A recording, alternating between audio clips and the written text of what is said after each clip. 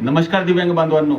बरेच दिव्यांग बांधव जे टेम्पररी दिव्यांग बांधव ज्यांना कार्ड दिलेलं आहे त्यांचे मानधन शासनाने बंद केलेले आहे. माननीय बच्चूभाऊ कडू यांनी निवेदन दिलेलं आहे की त्यांचे मानधन लवकरच चालू होईल.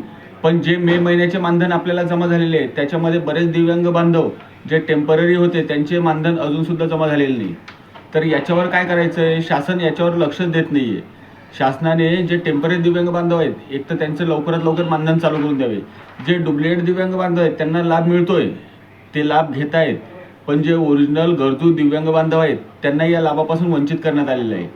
टेम्पररी कार्ड एक तर जाणून बुजून टेम्पररी कार्ड दिलेलं आहे. ज्या बांधवांना काम होत नाही 75% 90% तुम्ही टेम्पररी कार्ड कोणत्या बेसवर देत आहेत? त्या माणसाला चालण्याचा फिरण्याचा काहीतरी त्रास असेल म्हणून तुम्ही ते कार्ड दिलेलं आहे. टेम्पररी कोणत्या हिशोबाने दिलं आहे? कोणतं समजा एका माणसाचं तुम्ही कार्ड पाहिलेलं आहे, त्याचं वय 58 वर्ष आहे, त्याला 5 वर्ष टेम्पररी कार्ड दिलेलं आहे.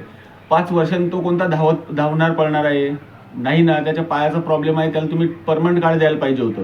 बरं टेम्पररी दिलं, शासनाने टेम्पररीचे पैसे मानधन जे होतं ते बंद केलं आहे, त्यांना पूर्ण योजनेतून वगळण्यात आलेलं आहे.